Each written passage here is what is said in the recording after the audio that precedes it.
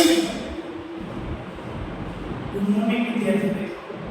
આજે આપણે chapter number 10 11 કોષ ચક્ર અને કોષ વિભાજન વિશે માહિતી મેળવીશું. આમ જો જે બ્રીફના સિલેબસ માટે આપણે લેવું છે બધા ક્રેડિટ આપે છે તો એની અંદર ચેપ્ટર નંબર 10 કોષ ચક્ર અને કોષ વિભાજન જેની અંદર મેક્સિમમ આગલા વર્ષના પેપર સેટની આપણે ચર્ચા કરી તો મિનિમમ 3 MCQ પૂછાય છે, મેક્સિમમ 4 MCQ સુધી પણ આ ચેપ્ટરમાંથી પ્રશ્નો પૂછાય છે. તો કોષ ચક્ર અને કોષ વિભાજન જે ઇંગ્લિશની અંદર સેલ સાયકલ અને સેલ ડિવિઝન કહેવામાં આવે છે. આની અંદર મુખ્યત્વે કોષ ચક્રના બે તબક્કા છે. પહેલો તબક્કો એમ તબક્કો અને બીજો તબક્કો છે આંતરાવસ્થા તરીકે ઓળખવામાં આવે છે. સૌથી પહેલી આંતરાવસ્થા જે ટોટલ સમયગાળાનો 55% સમયગાળો આંતરાવસ્થાની અંદર જાય છે. જ્યારે માત્ર 5% સમયગાળો એમ તબક્કાની અંદર જાય છે. અમુક કોષ એવા છે જેનો વિભાજન દર પણ આપણને ખ્યાલ હોવો જોઈએ શીખવાનો. એક્ઝામ્પલ તરીકે મનુષ્યનો કોષ વિભાજન અંદર 24 કલાક છે. પછી ઇકોલાઈનો કોષ વિભાજન અંદર 20 મિનિટ છે. પછી ઈસ્ટનું વિભાજન અંદર 90 મિનિટ છે. અને આટલી ઇન્ફોર્મેશન આપણે MCQ માટે ખાસ ઇમ્પોર્ટન્ટ ધારણા છે. સૌથી પહેલા એમ તબક્કાની અંદર ફરી બે તબક્કા આપણે સંભાજન અને અર્ધીકરણ. સંભાજન ઇંગ્લિશની અંદર માઇટોસિસ કહેવાય અને અર્ધીકરણ ઇંગ્લિશની અંદર મિયોસિસ કહેવાય. માઇટોસિસના ફરીથી બે પ્રકાર છે, કોષ કેન્દ્ર વિભાજન અને કોષ રસ વિભાજન. સમજે કોઈ કોષ વિભાજન થવા માટે એક તબક્કાનું સૌથી પહેલું કોષ કેન્દ્ર વિભાજન થવું જરૂરી છે, જે કેરિયોકાઇનેસિસ તરીકે ઓળખવામાં આવે છે. કોષ રસ વિભાજનને સાયટોકાઇનેસિસ તરીકે ઓળખવામાં આવે છે. કોષ કેન્દ્ર વિભાજનનું સૌથી પહેલું તબક્કો એટલે પૂર્ણાવસ્થા, જેને ઇંગ્લિશમાં પ્રોફેઝ કહેવાય. બીજો તબક્કો એટલે ભજનાવસ્થા, જેને ઇંગ્લિશમાં મેટાફેઝ કહેવાય. ત્રીજો તબક્કો એટલે ભાજનોત્તરાવસ્થા, જેને ઇંગ્લિશમાં એનાફેઝ કહેવાય. અને ચોથો તબક્કો એટલે અંત્યાવસ્થા, જેને ઇંગ્લિશમાં ટેલોફેઝ કહેવાય છે. આ કોષ કેન્દ્ર વિભાજનથી આપણે કોષ રસ વિભાજન થાય, જેને સાયટોકાઇનેસિસ કહેવાય. વનસ્પતિ કોષ અને પ્રાણી કોષ બે માટે સાયટોકાઇનેસિસની અલગ અલગ રીત છે. સેમ અર્ધીકરણની અંદર જેને મિયોસિસ કહેવાય. અર્ધીકરણ અને અર્ધીકરણ બે તબક્કા આવે. એમાં પૂર્વાવસ્થા એક, ભાજનાવસ્થા એક, ભાજનોત્તરા એક, અંત્ય એક. એની અંદર પૂર્વાવસ્થા એક 5 પ્રકાર આવે: લિમ્ફોપ્રોટીન, ઝાયગોટિન, પેપ્ટાઇડિન, લિમ્ફોપ્રોટીન અને ડાયનેટિક્સ. તો અર્ધીકરણ એ પૂર્વાવસ્થા એક ના આધારે નવું બની છે. તો આના આધારે આપણે સૌથી પહેલા કોષ ચક્રની અંદર આંતરાવસ્થા વિશે વાત કરીશું.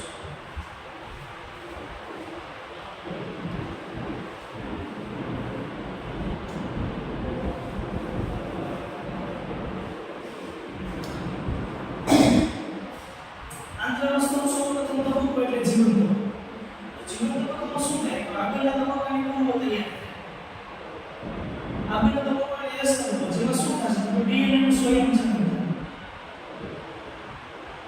એટલે કે 2n ની 2C કોપી હોય તો 4C બને, 2n હોય તો 4n કોપી બને છે. પરંતુ રંગસૂત્રોની સંખ્યા અચળ રહે છે. રંગસૂત્રોની સંખ્યા તો નહીં ફેરફાર કરતો બોલે છે.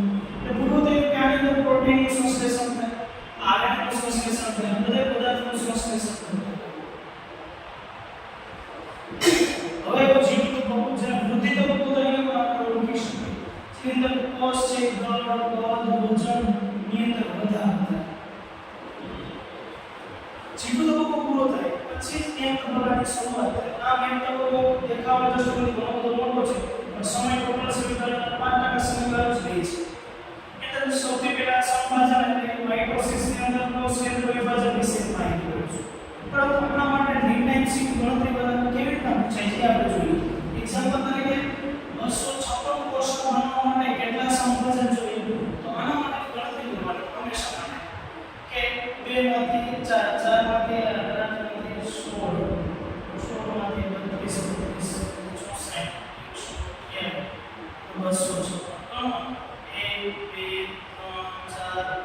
16, 16 માંથી 7 જેટલા સંભાજનની જરૂર પડે. આ MCQ માટે ખૂબ ઇમ્પોર્ટન્ટ ધારણા છે.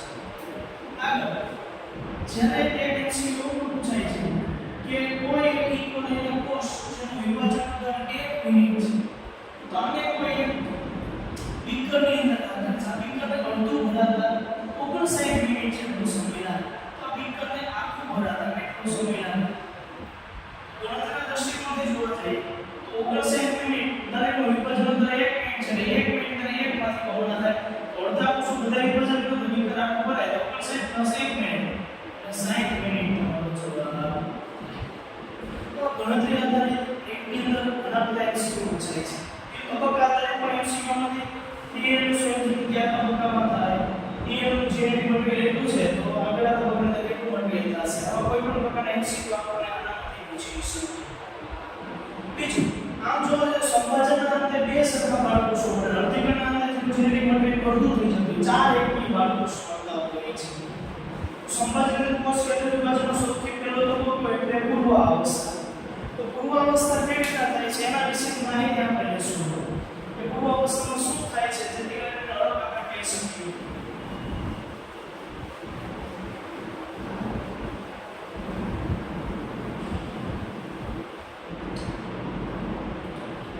પહેલો તબક્કો એટલે પૂર્વાવસ્થા. પૂર્વાવસ્થા જેને પ્રોફેઝ કહેવાય. એના કોષ છે આ પટલ છે એ તૂટવાની શરૂઆત થાય.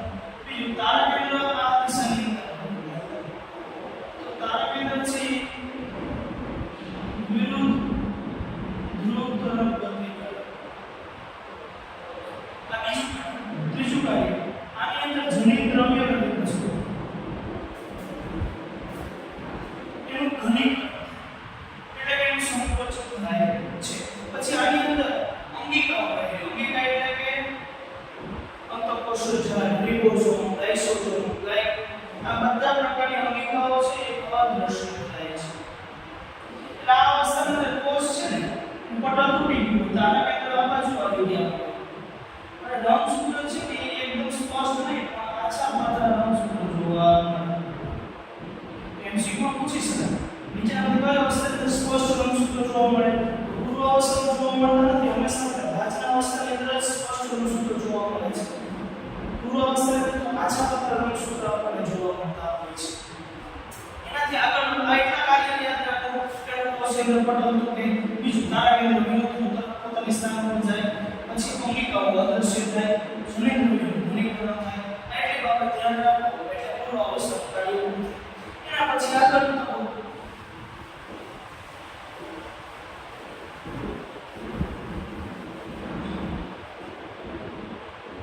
ભાજના અવસ્થા જેને મેટાફેઝ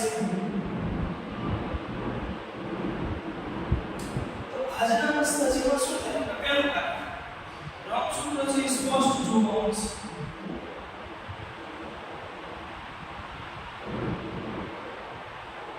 અને તારા કેન્દ્રમાંથી ત્રાક તંતુનું નિર્માણ થાય.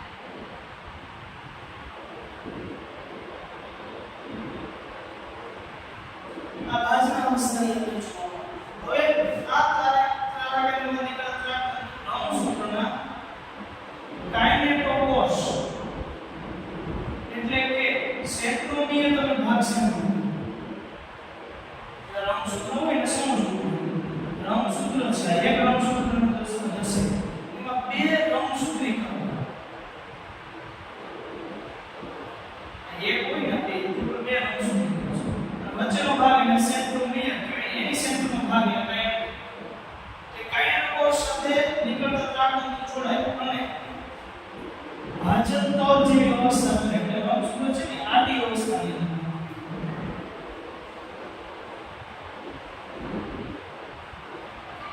ભાજન અવસ્થા છે. ભાજન અવસ્થામાં જોવા મળે એમસીક્યુ પૂછી શકે જેનાથી કઈ અવસ્થામાં ભાજન અવસ્થા જોવા મળે છે. આ એટલી વસ્તુ ભાજન અવસ્થાની અંદર. હવે આગળનો તબક્કો એટલે ભાજનોત્તર અવસ્થા. ભાજનોત્તર અવસ્થામાં રંગસૂત્રિકાઓ એકબીજાથી છૂટી ગઈ.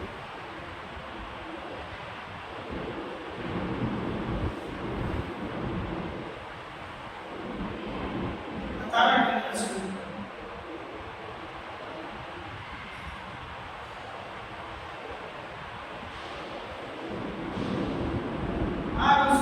છૂટી પડશે અને આવો કંઈક વી શેપ જેવી રચના જોવા મળશે. એના રંગસૂત્ર બે હતા, હવે ચાર એકકીય રંગસૂત્ર જોવા મળશે. સ્વતંત્ર રંગસૂત્ર થઈ જાય. આને કહેવાય વી શેપ જેવી રચના. નીચેનામાંથી કયા તબક્કામાં વી શેપ જેવી રચના જોવા મળે તો ભાજનોત્તર અવસ્થા. આ અવસ્થાને શીખો પછી ટ્રેનિંગ અવસ્થા એટલે શું કે ટ્રેનિંગ અવસ્થા એટલે બાજુની અવસ્થા છે જેમાં 20 જેવી 4 એકની રમશું કાંઈ રમશું સંખ્યા બની અને છેલ્લી અવસ્થા એટલે કે અંત્ય અવસ્થા અંત્ય અવસ્થામાં શું થાય અંત્ય અવસ્થાની અંદર રંગસૂત્રો છે એનું પાછું વિકોચન થાય છે ઘણી પાછું દ્રવ્ય સ્વરૂપે થાય આ અંત્ય અવસ્થા છે ને એ પૂર્વાવસ્થાઓ છે ને પૂરક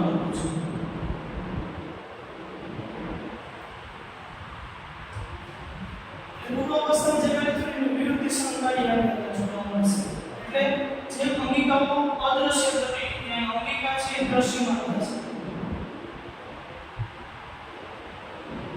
તારા કેન્દ્ર આ સ્થાન પર આવ્યા હતા તો એ પાછળ પોતાની જગ્યા ઉપર આવી જશે પટલ તૂટ્યું તો એ પટલ બનવાની શરૂઆત થાય છે આ બધી કાર્ય અંત્ય અવસ્થાની અંદર થાય એટલે કે ટીલો ફેસ અહીંયા છે સંવર્ધન કોષ કેન્દ્ર વિભાજન એટલે કે કેનિયોકાઇનેસિસ હવે આપણે આગળ જોઈએ સાયટોકાઇનેસિસ સાયટોકાઇનેસિસ નો વનસ્પતિ કોષ અને પ્રાણી કોષ માટે એક જ શબ્દ યાદ રાખવાનો શું યાદ રાખવાનું વનસ્પતિ કોષ અને પ્રાણી કોષ શું ડિફરન્સ છે એક્ઝામ્પલ તરીકે વનસ્પતિ કોષ હોય એમાં વચ્ચે સેલ પ્લેટ જેને કોષ પટ્ટી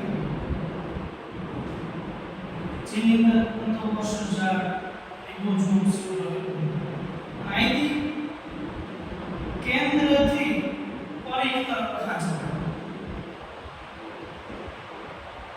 પ્રાણી કોષમાં કેવું થાય પરિઘથી કેન્દ્ર તરફ ખાંચવાનું નિર્માણ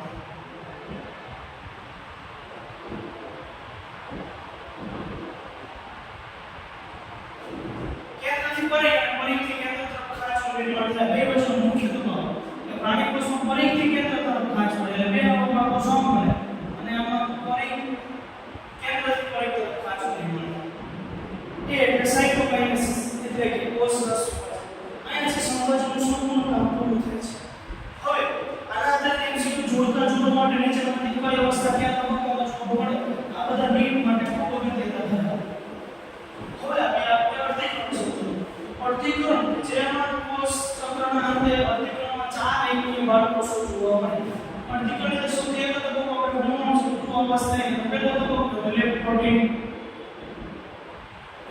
બે શબ્દ ભેગા થઈને બનેલો શબ્દ છે લેફ્ટ પ્લસ ટી એટલે કે પાતળા દોરા જેવી રચના કે આ અવસ્થામાં કોષ છે એમાં રંગસૂત્ર દ્રવ્યનું ઘનીકરણ થાય છે પટલ સાથે જોડાય આવી જો અવસ્થા મળે એને બકેટ અવસ્થા કહેવાય અથવા એને લાલ મૂકે તો તબક્કો તરીકે પણ ઓળખવામાં આવે આ એટલે આમાં સ્પષ્ટ રંગસૂત્રો જોવા મળતા નથી ખાસ યાદ રાખજો એમસીક્યુ અહીંયા ટ્વિસ્ટ થાય છે ઘણી વખત જ્યારે આગળનો તબક્કો એટલે ઝાયગોટ ઝાયગોટની અંદર સ્પષ્ટ રંગસૂત્રો જોવા અને એક રંગસૂત્ર બીજા રંગસૂત્રો ઉપર ઓવરલેપ થાય અને અહીંયા જે કોમ્પ્લેક્સ જોવા મળે એને કહેવાય સાયનેપ્ટોનેમલ કોમ્પ્લેક્સ આ કોમ્પ્લેક્સ રચના ઝાયગોટની અંદર જોવા મળે છે આ રંગસૂત્રો એકબીજાથી ઓવરલેપ થઈને તે દૂર છે દૂરથી જોતા આપણને એમ લાગે કે આ રંગસૂત્રોમાં ઓવરલેપ થઈ પણ એને ઓવરલેપ થાય નથી અને પછી તબક્કો એટલે પેટાઇડ આ પેટાઇડની અંદર આ બે રંગસૂત્રો ગણ થાય પેટાઇડ છે ને લેપ્ટોડિન અને ઝાયગોટિન આ બેની સાપેક્ષે વધુ સમય ચાલતો તબક્કો છે ટાઈમ વધારે કારણ કે આ પુનઃસંયોજિત ગ્રંથિકાનું નિર્માણ થાય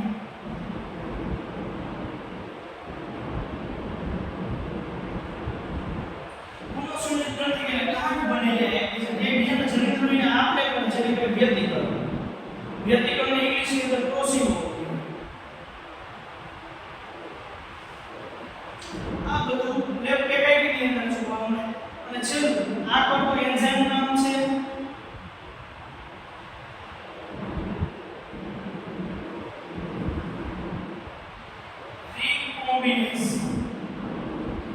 રીકોમ્બિનેઝ નામનો એન્ઝાઇમ છે પુનઃસંયોજિત ગ્રંથિકાનું નિર્માણ કરે વ્યતિકરણ કરે પ્રોસીમો અહીંયા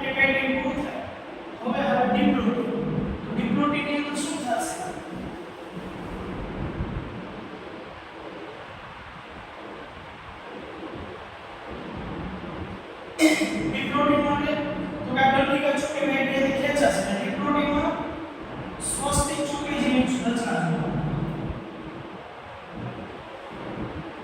જેને ચાઇસ મળતા કે પેનિસ આ રચના બી પ્રોટીન ની અંદર જો આપણે આ જંક્શન જેવી રચના થાય અને હોલિડે જંક્શન શું કામ કારણ કે હોલિડે નો સાયન્ટિસ્ટ એ સ્વસ્તિક ચોકડી જેવી સાઇઝ માટેની રચનાની આઈડિયા એટલે હોલિડે જંક્શન તરીકે અને છેલ્લો તબક્કો એટલે ડાયકાઇનેસિસ ડાયકાઇનેસિસ એટલે શું થાય તો કે આ રંગસૂત્રિકાઓ જે છૂટી પેઢીથી અલગ થઈ જશે અને સ્વતંત્ર રંગસૂત્ર તરીકે ઓળખવા મળશે પરંતુ બે રંગસૂત્રિકામાં જનીનદ્રવ્યની અદલાબદલી થઈ ગઈ હશે આને જ આપણે અધિકરણ કે એના લીધે ઉદ્વિકાસ જાતીય અવકૃતિ રચનાઓ જોવા મળે છે આયા ચેપ્ટરની બેઝિક ઇન્ફોર્મેશન મેઇન રિલેટેડ બધી પૂરી થઈ આના રિલેટેડ પુષ્કળ પ્રકારના એમસીક્યુ આપણે ગણતરી વાળા પૂછી શકે કેવા પૂછી શકે એની આપણે પ્રેક્ટિસ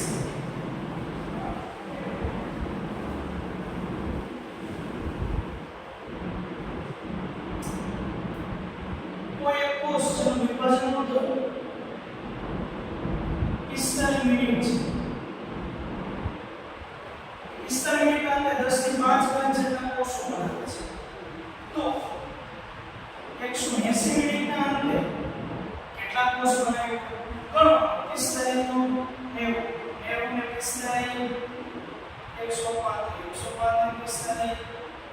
45 180 કેટલી વખત 2 3 2 રેસ ટુ n બરાબર 3 2 2 4 8 10 થી 5 ગ્રામ જેટલા કોષ બનાવી શકાય તો હવે ગણતરીમાં સમય બદલાઈ કે મિનિટ બદલાઈ કે સમય ગણ્યું તો ન પણ આપણે કે ઇકોલાઈનો કોષ તો ઇકોલાઈનો કોષ છે આપણે સમજાવ કે ઇકોલાઈનો કોષ દર 20 મિનિટ છે અને 20 મિનિટ લઈને આપણે ગણતરી કરીએ બરાબર ઘણી બધી ઇસ્ટનો કોષ આપે તો આપણે 90 મિનિટ લઈને ગણતરી કરીએ આમ પુષ્કળ પ્રકારના એમસીક્યુ આ ચેપ્ટરમાંથી પૂછાય એક હાઇલાઇટ તમે એમસીક્યુ માટે કમ્પ્લીટ કરી લો આ ચેપ્ટરમાંથી નીટના જે 2 થી 3 એમસીક્યુ જે પૂછાય છે એમાંથી એક પણ એમસીક્યુ આપણે બાકી ન રહે બેઝિક ઇન્ફોર્મેશન માટે આપણે ચેપ્ટર છે આવી રીતે આપણે કવર કરશું તો સંપૂર્ણ રીતે આપણે ચેપ્ટરમાંથી જેટલા એમસીક્યુ પૂછાય આપણે સારી રીતે કવર કરી શકીએ ખાસ આમાં